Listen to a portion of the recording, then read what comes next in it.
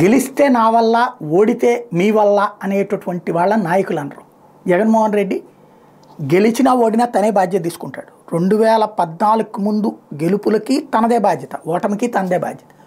2014లో ఓటమికి తనదే బాధ్యత, 2019లో గెలుపుకి తనదే బాధ్యత, 2024లో రాబోయే రిజల్ట్కి తనదే బాధ్యత.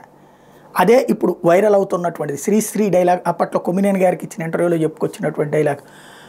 నింగికి ఎగిసినప్పుడు నువ్వే, అట్లాగే నేలన పడినప్పుడు నువ్వేనన్నటువంటి, నింగికి ఎగిసినప్పుడు నిబిడాశ్చర్యం, అలాగే నేలన పడ్డటువంటి సందర్భంలో సంక్షోభం, వీటి గురించి శ్రీశ్రీ గారు కవితని ఉటంకిస్తూ చెప్పింది నిజం. జగన్మోహన్ రెడ్డి అయితే ఆ రిస్క్ తీసుకుంటున్నది తన మీద తనకున్నటువంటి నమ్మకంతో.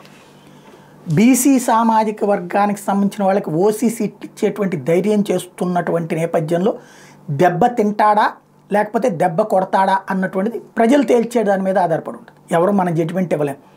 కాకపోతే గెలుపైనా ఓడినా కార్యకర్తలు నాయకులు తప్పు కాదు, జగన్మోహన్ రెడ్డిదే అవుతుంది.